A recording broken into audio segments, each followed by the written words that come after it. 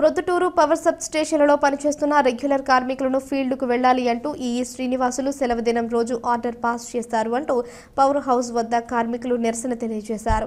ఎన్నో సంవత్సరాలుగా సబ్ స్టేషన్లలో రెగ్యులర్ కార్మికులు డ్యూటీ చేస్తున్నారని, అయితే ఇప్పుడు వారికి ఫీల్డ్కు పంపించి కాంట్రాక్ట్ కార్మికులను సబ్ స్టేషన్లలో డ్యూటీకి వేయడంలో అర్థం ఏంటని కార్మికులు ప్రశ్నించారు.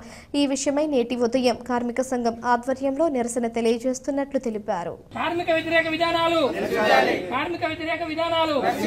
కార్మికుల ఐక్యత, అడ్డగోలుగా ఇచ్చిన ఆర్డర్స్,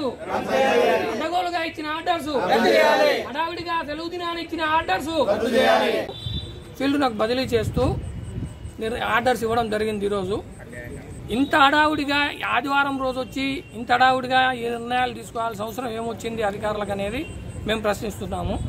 మొదటగా ఏంటంటే డిపార్ట్మెంట్ ఉన్నప్పటి నుంచి ఈ సబ్ స్టేషన్లలో రెగ్యులర్ స్టాఫ్ పనిచేయడం అనేది, ఇప్పుడు పెద్ద ఆయన ఉన్నాడు ఓబులెడ్డి సారు, ఇటువంటి పెద్ద ఆయన చాలామంది రిటైర్ ఏజ్కు దగ్గర ఉన్నటువంటి వాళ్ళు ఉన్నారు. వాళ్ళు ఫీల్డ్లో పని చేయలేని పరిస్థితులలో సబ్ స్టేషన్లలో ఇచ్చి వాళ్ళతో డ్యూటీలు చేయించుకుంటుంటాం.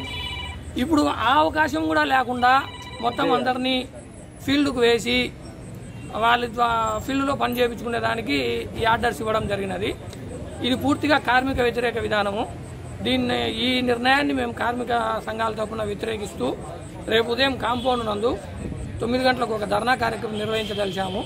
కావున మా కార్మికులకు అందరికీ, మా పొద్దుటూరు డివిజన్ కార్మికులకు అందరికీ తెలియజేసుకుంటున్న విన్నపం అనగా, రేపు 9 గంటలకల్లా మన కాంపౌండ్ నందు అందరూ హాజరు కావాలని మొత్తం ఆల్ యూనియన్స్ తరఫున కోరుకుంటున్నాము సార్. అది డివిజనల్ ప్రెసిడెంట్.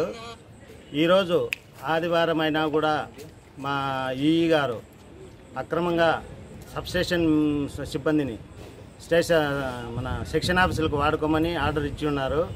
మేము నిన్న వెళ్ళి సార్ ఎస్ఓ ఏమన్నా మీ దగ్గర ఉందని అడిగితే ఆయన ఈరోజు సెలవు దినం కాబట్టి ఎస్ఓలు ఈ డిస్పాచ్ అవ్వవు కదా, మీకు తెలియదా అన్నాడు. కానీ ఈరోజు అక్రమంగా అదే ఆర్డర్ను ఆదివారం అయినా కూడా వాళ్ళ సిబ్బందిని పిలిపించుకొని ఆర్డర్స్ ఇచ్చాడు. దీనికి నిరసిస్తూ మేమందరూ జేఏసీగా ఏర్పడి రేపనగా సోమవారం నాడు మహాధర్నా కార్యక్రమం నిర్వహించ తలపెచ్చినాము.